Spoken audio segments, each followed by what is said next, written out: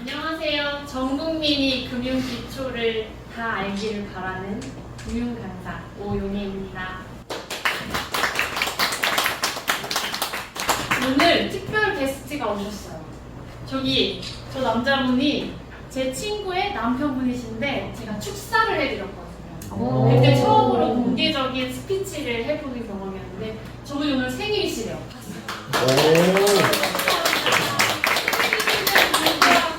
아내에 따라서 이렇게 먼 걸음 성남에서 차를 가지고 너무 감사합니다. 저는 제가 드리고 싶은 말씀은 내 손 안에 있는 나의 자산, 나의 금융, 이거는 그냥 타이틀이고요. 제가 실제 드리고 싶은 말씀은 생활금융 꿀팁 이거예요. 사실 이게 제일 중요하잖아요. 이론은 들어도 잘 모를 거고 너무 어렵고 그렇죠. 그래서 금융에 대해서 최대한 쉽게 말씀드리고 생활금융을 위주로 말씀을 드릴 거예요. 저도 금융 배울 때 무슨 말인지 하나도 모르겠고 너무 어려워 죽겠는데 그래서 이거 어디다 쓰는데 이런 생각이었거든요. 그래서 저는 실질적으로 써먹을 수 있게 그런 내용들로 준비해봤습니다. 먼저 저는 총 17년 차, 횟수로 17년 차, 만으로 16년 정도 회사를 다닌 회사원이고요. 딱 봐도 회사원 같이 생겼죠? 네. 투자자문사가 어떤 회사냐면 우리 투자자산 운용사 많이 들어봤죠? 삼성자산운용, 미래에셋자산운용 이런 운용사의 중소형 버전이라고 생각하시면 되고요. 거기서 8년 동안 근무를 하면서 막내 허드렛일, 설거지 이런 거부터 시작해서 실제 자금을 운용하는 일까지 해봤습니다. 최고 제가 제일 많이 운용해본 금액은 300억이에요. 물론 제 스스로의 판단으로 한 건 아니지만 제 손으로 다뤄봤다. 그리고 금융 IT 회사 하면 좀 생소하실 수도 있어요. 저기서는 뭘 했냐면 우리 주식 투자 해보신 분들이라면 아실 거예요. 주식 투자 앱 많이 쓰시잖아요. 그 화면 설계를 하는 일을 했습니다. 이게 최종 경력이었고요. 그리고 나머지 펀드 매니저, 우리 잘 알고 있는 펀드 매니저, 자산관리사는 이제 고액 자산가들을 자산 포트폴리오를 짜서 관리해주는 그런 작업이고요. 제가 강의 중간중간에 퀴즈를 많이 넣었어요. 근데 너무 쉬워요. 그럴 때마다 손을 번쩍 들고 말씀해 주시면 제가 오늘 약소하지만 선물을 많이 준비해왔어요. 대답해 주시는 분들께 선물을 드리도록 하겠습니다. 자, 이제 시작을 해볼 건데요. 일단은 별로 듣고 싶지 않은 단어들이 많죠. 금융기관의 종류, 은행, 카드, 보험, 증권, 운용 이렇게 말씀을 드릴 건데 이 목차를 정독해 주세요. 이게 다 퀴즈에 나오는 내용들입니다. 먼저 들어가기 전에 저도 퀴즈를 준비했어요. 내가 아는 금융하면 떠오르는 연상되는 문장, 단어, 금융상품 또는 내가 지금 거래하고 있는 금융기관의 특정 명칭 뭐라도 좋으니까 말씀하실 때는 손을 번쩍 드셔야 돼요. 번쩍? 번쩍 드실 분. 네, 우리 건희 회장님. 네, 금융하면 떠오르는 거. 서술형 문장도 좋고 일단 손부터 드셨어요. 선물을 받고 싶으니까. 자산관리. 네, 금융 자산관리 엄청 큰 범주에 있는 거죠. 또 내가 관리하고 있는 금융상품 또는 내가 현재 거래하고 있는 금융기관, 특정 금융기관 명칭. 아까 제가 예시를 드렸고 목차에도 있었죠. 목차를 기억하시면 목차를 말씀하시면 돼요. 뭐가 있을까요? 카드! 네, 맞아요. 목차 정독하셨어요. 한번 들어서 있으신가요? 손을 너무 이렇게 드셨어요. 이렇게 드셨어요. 보험! 네, 보험 정독하셨어요. 오, 네, 세 분 이따가 선물을 드릴게요. 중간중간 계속 선물 드릴 거예요. 그래서 이거를 이미지로 만들어 왔어요. 이게 우리가 텍스트 어렵잖아요. 금융 조금 듣기에 거부감 들고 어려워요. 크게 금융은 제가 5가지로 나눠봤고 실제로 이게 금융책에 나와 있는 내용이에요. 우리가 이걸 들으면은 금융을 나도 좀 안다라고 할 수 있을 정도. 자, 첫 번째 시계 방향 12시 방향에 있는 그림만 봐도 뭔지 알겠죠? 저게 뭘까요? 손 번쩍 들고. 네. 네, 먼저 맞추셨어요. 네. 그러면 두 번째 시계 방향 한 2, 3시 방향이죠? 이건 뭘까요? 카드. 네, 두 번 연속 맞추셨어요. 그 다음에 이번에는 한 5시 방향?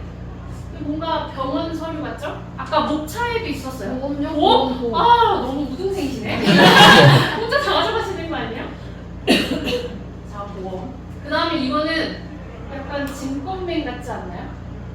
뭘까요? 주식 좋아요. 증권. 그 다음에 이거는 사진을 보니까 뭔가 이렇게 자산 증식을 막 해야 될 것만 같죠? 이것도 목차 마지막 밑에서 2번째 있었어요. 나무진거. 투자 운용. 어떻게 하셨지? 이건 좀 많이 더 어려운 것 같은데. 역시 세 글자 와이프. 너무 감사합니다. 이렇게 말씀드릴 거고요. 첫 번째로 은행을 말씀드릴 거예요. 이거 사실 5가지 다 말씀드리고 싶은데 시간이 너무 부족하니까 오늘은 은행하고 카드까지만 말씀을 드릴 예정입니다. 먼저 은행. 자, 제가 기사를 가져왔어요. 타이틀을 읽어보면 성과급 잔치 국내 은행들 이자 장사로 1분기 순이익 7조 원 육박. 여기서 내가 마음에 드는 키워드 있다. 7조 원? 7조 원. 역시 이답 잘할 줄 알았어요. 근데 대표님은 7조 원이야. 네, 선물 드리겠습니다. 또 있으신가요? 7조 원 돈이 중요하죠. 참 힘들다. 또 한 분만 더. 여기 제일 앞에 계신 분. 네. 석가구 있네. 성과급. 그치. 성과급이 제일 중요하죠. 우리 직장인이니까. 근데 귀신같이 맞추셨어요. 제가 여기서 강조하고 싶은 건 성과급 은행 이자 장사. 7조 원은 아쉽게도 뒤에 나옵니다. 너무 잘 맞추셨어요. 근데 이게 그냥 기사라서 기사 딱 보는 순간 느낌이 어때요? 뭐라는 거야. 무슨 말인지 모르겠어. 이거잖아요. 근데 이 키워드 3개만 가지고도 은행을 다 설명할 수 있어요. 제가 지금 설명드릴 건데 심지어 어렵지도 않아요. 은행에 혹시 주변 친구 중에 은행에 다니시는 분 있으세요? 은행원. 아무도 없으세요? 은행원은 연봉이 높아요. 기본 연봉이 일단 기본적으로 높고 기사에 보시면 아시겠지만 이게 2023년 기사예요. 기사 보시면 아시겠지만 성과급도 많이 줘요. 저는 은행을 들어가려고 했었거든요. 연봉을 많이 주니까. 근데 어떻게 은행이 그러면은 직원의 월급을 많이 주려면 사업장에서 어떻게 해야 돼요? 돈을 잘 벌어야죠. 장사를 잘해야지. 돈을 많이 벌어야 직원이 월급도 많이 주고 성과급도 더 주고. 그러니까 은행은 이자 장사를 잘해서 성과급을 잘 준다. 이런 얘기겠죠? 기사만 봤을 때. 이제부터 은행의 구조에 대해서 설명드릴 거예요. 전혀 어렵지 않으니까 잘 들어보세요. 은행은 크게 대출과 예금으로 나눠져 있어요. 우리 여기서 아마 예금은 뭐 다들 하실 거고 대출도 아마 있으실 거예요. 주택담보대출, 신용대출, 마이너스 통장. 마이너스 통장 있으신 분 있을지 모르겠지만 뭐 전세자금 대출 이런 게 대출이잖아요. 예금은 우리가 맨날 통장 월급 받으면 꽂히는 통장, 입출금 예금 통장, 그리고 매월 적금하는 예적금 이런 게 있겠죠. 크게 대출과 예금만 알면 은행을 다 알 수 있습니다. 이거는 우리가 흔히 인터넷 첫 페이지로 뜨는 초록색 포털창, 초록창 있죠? 거기서 은행 예금 금리라고 검색을 해봤더니 제일 상단에 나오는 검색 결과예요. 제일 대표적으로 높으니까 높은 거 4개만 뽑아봤어요. 최고 예금 금리가 4% 정도 돼요. 제 예금은 4%가 안 되는데 어떻게 된 건지 모르겠지만 그래서 우리는 예금 금리가 4%인 거 지금 이제 알았죠. 이번에는 똑같이 초록창에다가 대출 금리라고 쳤어요. 은행 대출 금리. 그랬더니 또 4개가 나와요. 근데 이번에는 뭔가 이제 레인지가 있죠. 첫 번째 보면 4.99에서 5.69%. 어디는 13.06%가 되게 높아요. 그래서 이번에 그냥 제가 평균을 내봤어요. 단순 평균 내보니까 얘는 7.98% 나오더라고요. 그럼 이제 우리 대출금리 7.98% 알았죠? 은행은 대출을 받아서 대출을 주고 예금을 받아서 거기서 남는 마진으로 사는 거예요. 그게 이자 장사예요. 그래서 은행은 이자 장사를 잘해서 성과급을 주는 건데 대출 금리가 7.98%. 대출은 은행 입장에서 뭐예요? 내가 돈을 빌려주고 받는 돈이죠. 받는 돈이 7.98%예요. 예금은 은행 입장에서 뭐예요? 고객들이 예치한 돈을 가지고 있다가 약속한 돈을 주는 거죠. 주는 돈이에요. 주는 돈이 4%예요. 그러면 은행이 남는 돈은 7.98% 빼기 4%. 나 수포자다 하시는 분. 네, 수포자. 4.98 빼기 4는 뭐죠? 3.98? 네, 수학을 잘 하시네요. 박수. 근데 물론 이거는 여기서 당연히 직원들 월급도 주고 뭐 하고 여러 가지 비용이 나가서 더 낫겠죠. 근데 은행의 수익률은 대략 3.98%다. 아까 우리가 본 수치로 보면 그게 무조건 절대적인 건 아니지만 이해를 돕기 위해서 예시를 든 거고요. 제가 한국은행 사이트 가서 통계를 보니까 보통 은행들이 이 정도 금리 차이를 얻는 게 1에서 2%라고 하더라고요. 그러면 이 3.98% 이거를 부르는 명칭이 있어요. 혹시 이거 아시는 분? 이거 선물 5개 드릴게요. 고난이도 3.98% 나 선물 갖고 싶다. 찍으세요.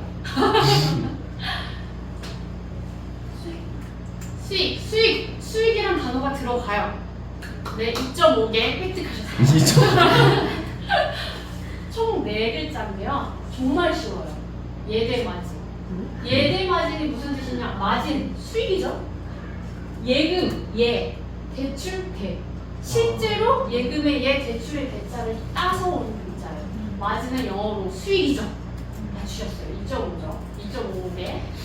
이게 예대마진인데 근데 이제 우리가 잘 생각해보면 올해는 금리가 좀 동결하는 추세인데 작년까지만 해도 한 2, 3년 동안 폭발적으로 금리가 계속 올랐잖아요. 그래서 자영업 하시는 분들 너무 힘들다. 아니면 사회초년생들 전세 받으신 분들 예금이자 그 대출이자 내기 너무 힘들다 이랬잖아요. 그거를 현재를 고금리 시대라고 봤을 때 상대적으로 저금리일 경우 제가 단순하게 대출금리 7.98%의 절반, 예금금리 4%의 절반을 가졌어요. 그러면은 예대금리, 우리 예대 마진이 얘는 1.99%네요. 그럼 여기서 뭐 종합원 월급도 주고 뭐도 하고 1% 미만이 남겠죠. 그러면 은행 입장에서 아까 몇 퍼센트였죠? 3. 몇 퍼센트였지? 갑자기 기억이 안 나죠? 3.98% 이윤이 남는 것보다 1.99% 이윤이 나오면 좀 적겠죠. 그 말은 즉슨 여기서 우리가 또 하나 알 수 있는 거. 은행은 고금리 시대일 때 부자가 된다. 이제 우리 이거 알 수 있어. 나중에 야 요즘에 너무 고금리야. 아 그럼 은행이 부자가 되겠네. 아 은행원들 성과급 잘 받겠네. 이제 우리 이거 하나 아는 거. 아주 쉽죠? 여기까지 이론. 은행의 구조에 대해서 우리 다 알았어요. 이거면 진짜 끝나요. 오늘 제가 점심에 은행에 다니시는 분들 만나고 왔어요. 지인이어서 밥을 먹고 왔는데 이거 말하겠다. 오늘 강의 이거 할 거다. 했더니 좋네 라고 하시더라고요. 그분이 제가 은행의 구조에 대해서 말할 거예요 라고 했더니 이 아이템을 바로 말씀하시더라고요. 그럼 이제 우리 꿀팁, 제일 중요한 꿀팁. 예금, 적금 많이 받고 싶죠. 우리가 받는 돈이잖아요. 아까 4%라고 했는데 전 4% 안 되거든요. 최대한 많은 금리를 얻고 싶어요. 그럴 때 한 번에 찾을 수 있는 방법이 있어요. 은행마다 다 들어가서 다 예금 상품 다 찾아보고 너무 힘들잖아요. 실제로 방법이 있는데 은행연합회라고, 은행연합회는 공식적인 기관이에요. 이 기관은 뭘 하냐면 모든 시중은행의 데이터를 다 관리를 해요. 실제로 공식적인 기관이고, 그래서 여기를 어떻게 들어가냐. 노트북 갖고 오신 분들은 검색할 수 있지만 안 갖고 오신 분들 검색 못 하잖아요. 자, 이제 핸드폰 카메라를 켜시고 QR을 찍으세요. 이 QR은 제가 강의를 위해서 만든 거예요. 자, 이제 즐겨찾기 하시고 뒤에서도 잘 찍히죠? 네, 찍히나요? 네, 찍혀요. 이걸 왜 찍어? 즐겨찾기 해두시고 집에 가면서 검색을 해보세요. 이제 슬라이드를 보시면서 제가 검색하는 방법을 알려드릴 거예요. 자, 지금 보셨겠지만 메인 페이지 상단에 이런 게 나와요. 그럼 여기서 우리가 알고 싶은 거는 예적금 금리였죠? 예적금 금리 클릭. 그 다음에 뭐 이렇게 조건을 넣어야 돼요. 이자 계산 방식을 단리로 하고 만기를 12개월. 저는 예시로 이렇게 한 거예요. 가입 방식 전체, 정렬 방식, 기본금리 5천. 여기서 또 꿀팁을 하나 드리자면 이자 계산 방식의 단리와 복리가 있잖아요. 예금의 복리는 없어요. 단리예요. 그렇게 하면 결과가 이렇게 나옵니다. 이건 실제 결과예요. 제가 강의 교환을 만들면서 결과치를 캡처한 건데요. 그럼 우리는 뭐를 들어야겠어요? 수협은행. 공교롭게 제가 점심 먹었던 분이 수협은행에 다니세요. 수협은행의 회의 정기예금 3.65%예요. 그러면 어떻게 하면 된다? 수협은행에 전화를 하거나 방문을 하거나 앱을 깔아서 실제 3.65%의 정기예금 1년짜리가 있는지 있을 거예요. 분명히 있는지 확인하고 가입하시면 됩니다. 저는 보험 파는 사람 아니고요. 그런 거 아니고 여기에 수협은행과 전혀 관련이 없어요. 지인이 소속된 사람이에요. 그래서 가입하시면 되고요. 이거는 여기 옆에 나와 있는 금리는 여기 조금 3.5%인데 3.8%인 것도 있잖아요. 이거는 뭐 예를 들어서 월급 통장을 연계해서 뭐 0.05% 추가 이런 가상금리가 추가됐을 때 말하는 거라서 기본금리 위주로 보시면 될 것 같아요. 여기까지 꿀팁 방식으로 끝났고요. 그러면 이번엔 대출. 사실 예금보단 대출이 중요하죠. 우리 대출이자 너무 아깝잖아요. 대출이자는 낮은 순으로 볼 수 있어요. 그 옆에 예적금 금리 바로 옆에 가계대출금리 클릭. 그 다음에 저는 그냥 신규 취급의 일반 신용대출, 대출금리 이렇게만 조건을 넣어서 조회를 해봤어요. 그랬더니 이렇게 나와요. 여기서 평균 금리가 5.57%, 5.4%, 5.42% 이런 식으로 나와요. 여기서는 농협은행이 제일 위로 떴어요. 이거는 근데 표를 보면은 아까 예금은 뭐가 되게 단순했잖아요. 2.6% 땡! 이거로 가입해야지! 했는데 이거 뭐 되게 복잡해요. 근데 이거는 제가 오늘 강의 내용에 다 들어있으니까 설명을 들으시면 아, 나 이제 이것도 볼 줄 아는 사람이야 할 수 있는 거예요. 자, 이어서 계속 가보도록 하겠습니다. 이번엔 카드를 해볼 거예요. 신용카드 안 쓰시는 분은 아마 거의 없을 거예요. 신용카드는 소비 지출이다, 신용 대출이다. 번쩍 손들기. 답을 맞추는 게 중요한 게 아니에요. 신용 대출. 역시 똑똑하신 분. 신용카드니까 신용대출이겠죠. 체크카드와 신용카드의 차이를 말씀을 드린 건데 체크카드 직불카드잖아요. 우리가 통장에 돈이 있고 거기에 연계해서 바로 돈이 빠져나가요. 근데 신용카드는 내가 아무리 긁어도 내 통장에서 안 빠져나가죠. 한 달 뒤에 다음 달에 한 번에 몰아서 나가잖아요. 그래서 결국에는 내 신용을 담보로 한 대출이다라고 생각하시면 돼요. 신용카드 영어로 뭐죠? Credit card. 아, 다들 너무 똑똑하셔서 이거는 모두 다 0.5개. 크레딧 카드, 신용이죠. 신용카드 말 그대로 내 신용을 쓰는 거예요. 그러면은 신용카드에 대해서 알아보면은 우리가 더 아까 뒤에 말씀드릴 내용들을 더 많이 알 수 있는데요. 이거 실제로 제 카드 명세서예요. 어? 안 보인다. 15만 3,170원. 정답 15만. 보시네요 다들. 결제금액 아까 뭐라 그랬어요? 신용카드 내 신용을 써서 한 달치 몰아서 다음 달에 청구된다고 했죠. 이게 그 대출 원금이라고 생각하시면 돼요. 그리고 그 밑에 쭉쭉쭉 내려보면 또 이런 게 있어요. 뭔가 단어가 되게 많고 딱 봐서는 무슨 말인지 잘 모르겠는데 여기서 제가 중요한 거를 3개만 뽑을 거예요. 하나, 단기 카드 대출. 현금 서비스 아시죠? ATM기 가서 내 신용카드 넣고 얼마 인출하겠다 하면 그 즉시 현금이 나와요. 이게 현금 서비스예요. 그게 공식 명칭은 단기 카드 대출이에요. 두 번째, 일부 결제 금액 2월 약정. 리볼빙 서비스예요. 리볼빙 서비스가 나온 지 몇 년 안 됐을 거예요. 근데 전 처음에 카드사에서 이거를 홍보한다고 마케팅할 때 솔직히 기분이 나빴어요. 이건 소비자 농락이다. 이런 생각이 들었거든요. 이게 뭐냐면 한 달치 카드를 썼어요. 다음 달에 청구가 되죠. 그럼 난 내 신용을 써서 대출을 받은 셈이에요. 근데 이게 내가 통장에 돈이 없어서 이걸 전액 15만 7천 얼마를 결제할 수가 없어요. 미루는 거예요. 다음 달에. 그럼 어떻게 되겠어요? 당연히 이자가 계속 붙겠죠? 근데 이런 서비스를 굳이 왜 하냐? 이자를 더 세게 받겠죠. 카드사 수익을 얻기 위해서. 현금 서비스도 마찬가지예요. 내가 수중에 돈이 없고 통장에 돈이 없는데 ATM 가서는 바로 뽑을 수 있어. 이러면은 다 그렇게 뽑죠. 왜 전화 서비스를 하겠어요? 이것도 되게 이율이 높아요. 현금 서비스가 최소 15%가 그렇다고 하더라고요. 그리고 마지막으로 우리가 가장 중요한 한도를 봐야겠죠. 그래서 총 3가지를 말씀드렸는데 이 3가지만 관리를 잘해도 대출 이자를 낮출 수 있어요. 내 대출 이자를 낮추는 방법은 신용 점수를 높이는 거예요. 신용 점수가 높으면 대출 이자가 낮아지거든요. 그러면 여기서 주의할 때 카드를 꾸준히 사용하시면 돼요.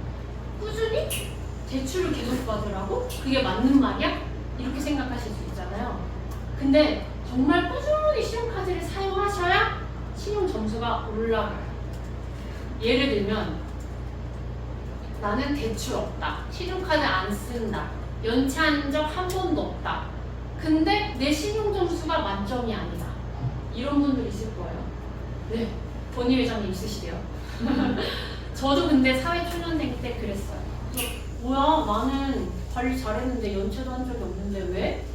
왜 그러냐면 내가 신용 거래한 기록이 있어야 그 데이터를 기반으로 평가를 해서 점수를 내잖아요.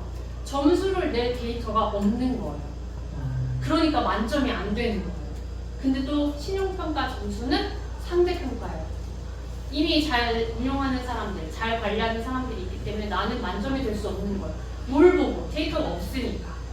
그래서 신용카드를 꾸준히 사용해야 된다. 그래야 신용 점수를 올릴 수 있다.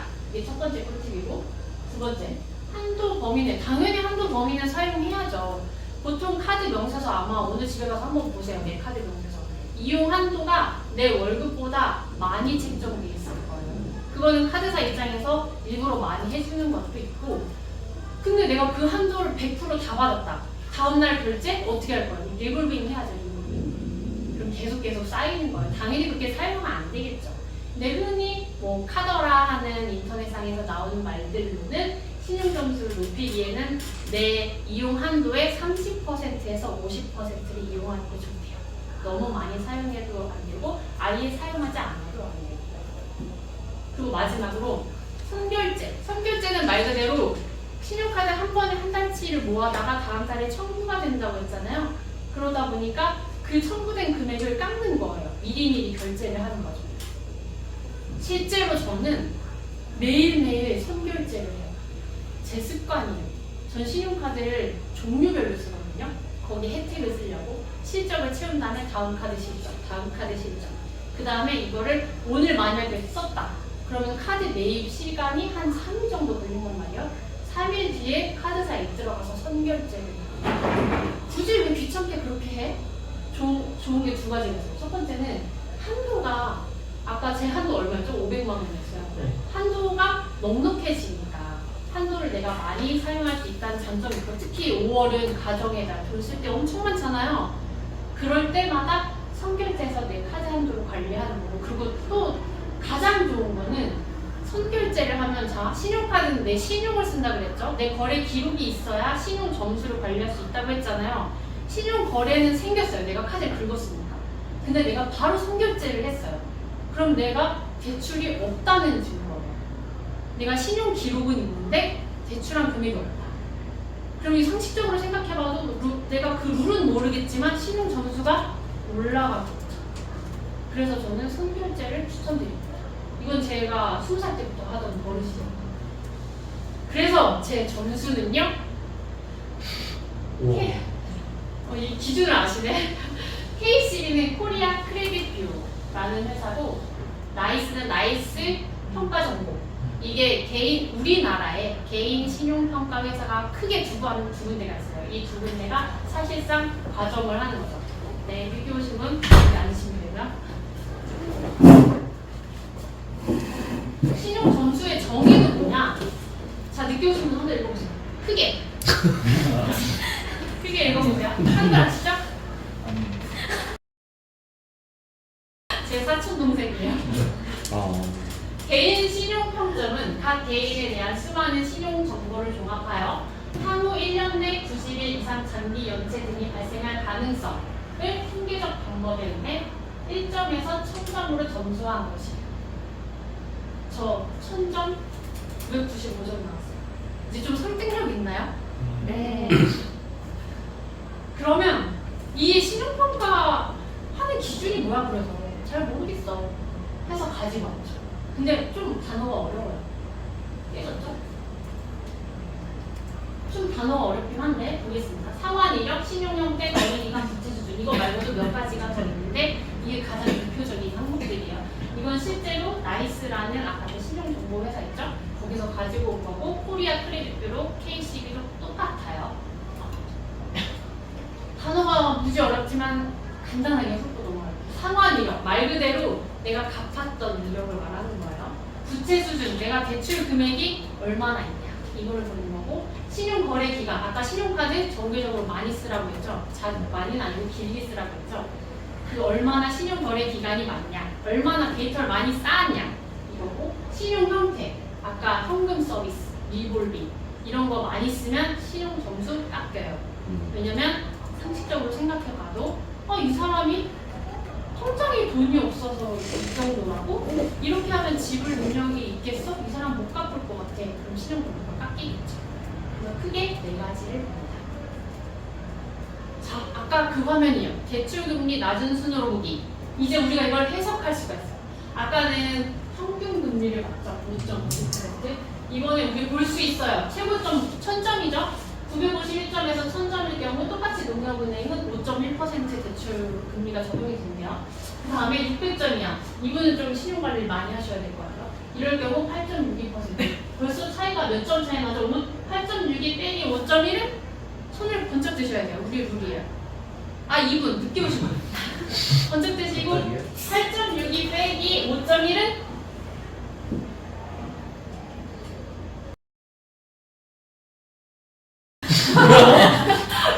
3.5이네요. 이렇게 많이 차이나요. 아까 우리 금리 최고금리 예금금리가 4%였어요. 전 4% 되지도 한 3%가 안 됐던 것 같은데 예금을 백날 잘 들어봤자 소용이 없다는 뜻이에요. 이렇게 차이가 많이 나요. 신용점수를 관리를 잘하면 내가 대출 받을 때 이렇게 혜택을 많이 볼 수 있다. 이걸 알 수 있는 좋은 내용이었죠. 그러면 마지막 챕터 자산관리 그래서 어떻게 하는 건데 저 아까 자산관리사 자격증이 있다고 해서 설득력이 몹시 있어요. 그쵸? 네. 이번에는 그림을 보고 맞춰볼 거예요. 자, 늦게 오신 분 마지막 기회. 자, 제일 12번지 12시 방향에 있는 저 돼지저금통 뭘까요? 자산관리의 기본을 막 나타내는 단어. 오! 그림은 잘 이해하시네요. 자, 이번에 이거 뭔가 쇼핑하는 거 맞죠? 이거 뭘까요? 손 번쩍 들고 맞춰보실 분. 정답이 아니어도 돼요. 소비. 오! 맞았어요. 그러면 이거. 아까 대답 안 하신 분이 여기 계셨는데 왜 앞자리가 역시 똑똑한데 일부러 얘네 잘 알고 있군 이렇게 보고 계셨던 거였어요. 자, 자산관리는 제가 생각하기에 저축과 소비와 투자 이 3가지만 잘하면 완벽하다라고 생각합니다. 그런데 우리가 소비를 하고 투자를 하려면 돈이 있어야겠죠. 저축을 해서 돈이 있으면 소비를 할 수 있어요. 저축을 해서 돈이 있으면 투자를 할 수 있어요. 우리 흔히 금융 강의, 제가 금융 강의 한다고 하니까 사람들이 뭐라고 많이 들어보셨냐면 그래서 종목 추천이죠? 종목 추천해 주는 거야? 뭐 보험 파는 거야? 아니면 뭐 리딩방이야? 이렇게 물어보시더라고요. 투자는 저축과 소비가 된 다음에 그 다음에 접근하는 게 투자라고 저는 그렇게 생각해요. 그래서 이번에는 제가 너무 많은 챕터들이 있었는데 너무 내용이 많으니까 뒤에 다음에 하겠다고 한 게 있잖아요. 그게 투자 쪽이고 오늘은 소비만 다뤄보도록 하겠습니다. 여기서 생활 꿀팁. 다들 아마 사회생활 그래도 어느 정도 해보셨으니까 소비 관리 너무 잘 하실 거예요. 그러리라고 믿어요. 뭐 은퇴하시는 분은 없을 거고. 근데 이거는 저만의 방법이에요. 제가 20살 때부터 썼던 방법. 통장 쪼개기 기록하기 너무 많이 들었죠? 통장 쪼개기 맨날 통장을 쪼개래. 저게 뭐가 좋다는 거야. 너무 많이 들으셨을 거예요. 통장 쪼개기는 정말 말 그대로 저는 19살 때부터 회사 생활을 시작했어요. 취업을 해서. 제가 첫 월급을 타고 아빠가 저한테 교육을 하셨어요. 통장을 쪼개라. 그래서 그때부터 지금까지 실천을 하고 있어요. 그 통장을 쪼개라는 게 은행마다 계좌가 여러 개, 실제로 저는 계좌를 여러 개 썼거든요. 그렇게 쓰다가 요즘에는 대포 통장이니 뭐니 금융사기 너무 많잖아요. 그래서 실제로 통장을 다 쪼개라는 게 아니고 그 궁극적인 행동의 의미는 예산 관리예요. 예를 들어서 월급이 100만 원이다. 월급이 100만 원이면 50만 원 저축, 30만 원 한 달 용돈, 한 10만 원 경조금, 나머지 10만 원 부모님 용돈. 그럼 벌써 한 4-5개로 나눠졌죠? 그렇게 한 달 예산을 짜는 거예요. 그걸 통장 쪼개기라고 하는 거고 행위로 말했을 때 통장 쪼개기지 궁극적인 의미는 예산 관리다. 그렇게 통장을 쪼갠 다음에 30만 원 제 용돈이 있잖아요. 그 용돈을 쓸 때마다 이제 기록을 하는 거예요. 너무 귀찮죠. 얘는 신용카드도 선결제하라 그래. 통장 결제만 하면 그걸 다 기록하라 그래. 다 이유가 있어요. 왜 그게 의미가 있냐면 처음에 예산을 짠 다음에 소비를 하면서 내 소비를 기록을 하다 보면은 생각보다 내가 술값을 많이 쓰네. 분명 내가 이번 달에 예산 짠 거는 10만 원이었는데 10만 원 가지고 술 한 잔 친구들이랑 먹기 힘들죠. 그 지출, 내 지출의 패턴을 알 수가 있어요. 그러다 보면은 내가 계획한 거는 술값으로 이만큼 쓰기로 했는데 내가 실제 이만큼 썼으니까 이렇게 줄여야겠다 라고 스스로 소비를 하는 바람직한 습관이 생기고 관리하는 능력이 생기는 거예요. 그래서 기록을 하라는 거죠. 이번에도 실제 데이터를 가지고 왔어요. 이거는 실제 제 가계부예요. 2024년 2월 대분류, 소분류, 저는 예전에는 대분류, 중분류, 소분류까지 했었는데 지금은 대분류, 소분류만 하고 있습니다. 그래서 어떤 항목으로 어디에 얼마를 어떤 카드로 어느 계좌에서 나가는지 이거를 기록을 매일매일 해요. 실제로 저는 20살 때, 19살 때부터 엑셀에다가 매일매일 기록을 했어요. 근데 지금 앱이 좋은 게 진짜 많아요. 진짜. 앱을 쓰시면 돼요. 저도 앱을 쓴 지 한 4년, 5년 됐거든요. 추천드려요. 거기 들어가면 통계도 나옵니다. 지출 다 했어요. 실제 제 데이터예요. 이 숫자를 보여드릴 수는 없지만 실제로 제가 최근 6개월 동안 어떤 식으로 썼는지 대분류별로 통계를 내는 거예요. 네? 어떤 일이라고? 손 들고 말씀해 주실래요? 잘 모르겠네. 예전별 통계를 내봐요.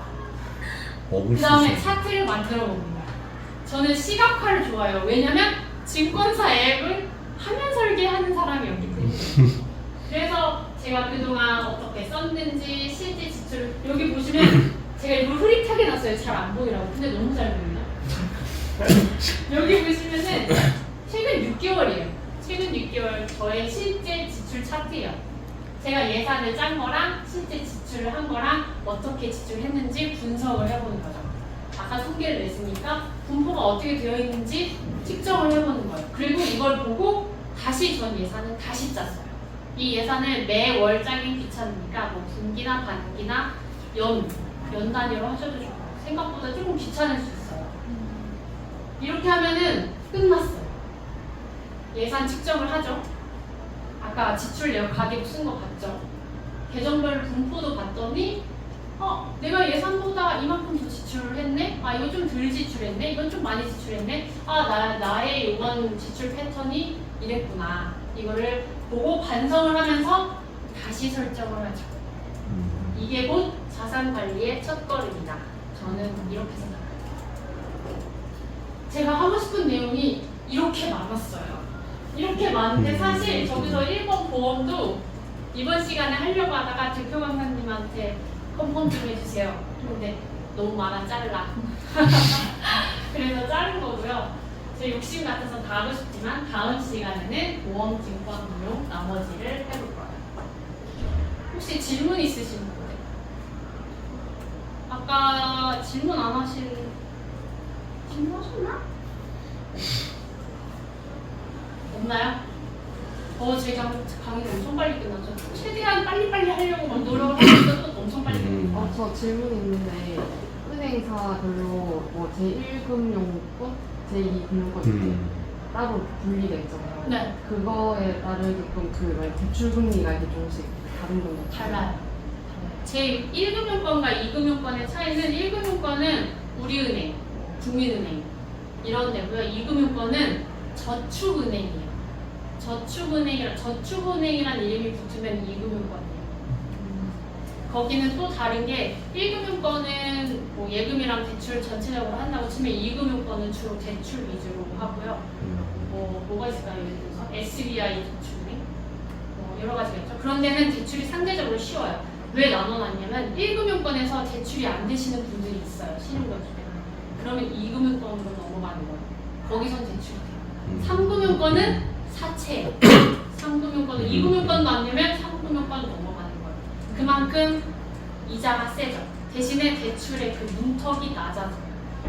그래서 그쪽 2금융권은 또 수익성이 높겠죠. 대출금리를 세게 받으니까. 그러면 아까 그 수협? 거기가 좀 대출 금리가 좀 작았잖아요. 뭐 수협이랑 신협, 농협 그런 쪽은 그러면 대출 그 금리권이 뭐 2, 3? 뭐 어떤? 그거는 특수은행이라 그래서 네.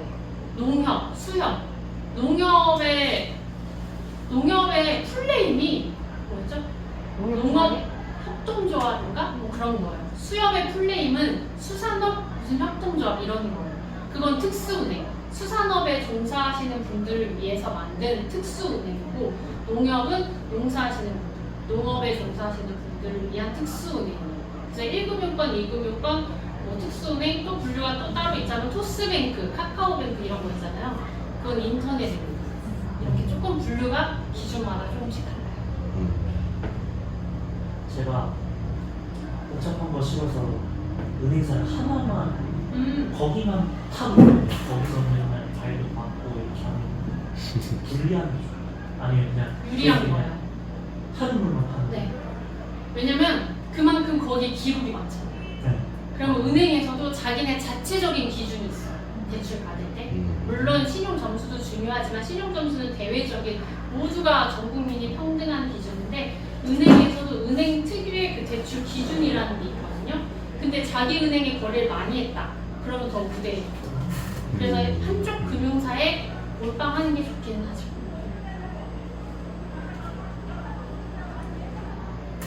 그러면 이제 선물 증정식이 있습니다. 시간이 다행히 많이 남아서 너무 다행이에요. 이 선물은 컵받침이에요.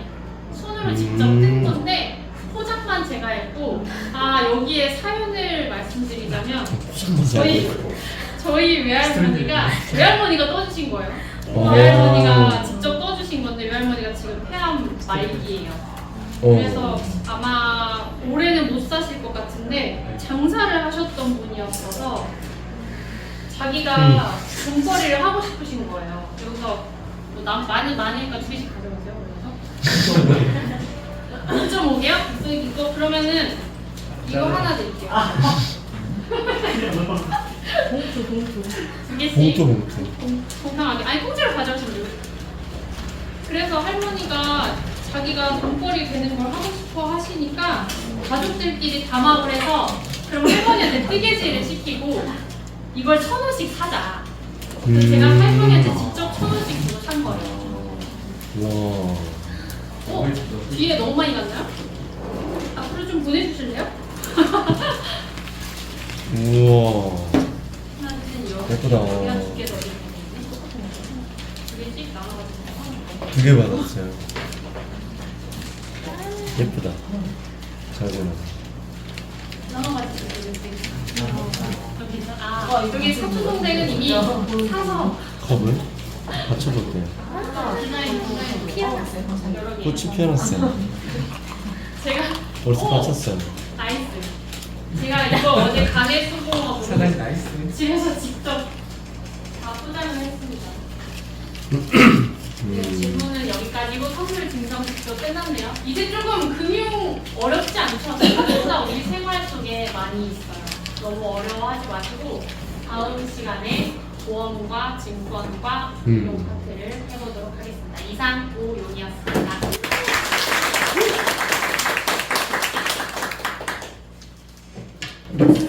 아 오늘 리딩 해주시는 줄 알고 저기 어디를 하나 이러고서 애 키우고 계셨어요? 아 농담이고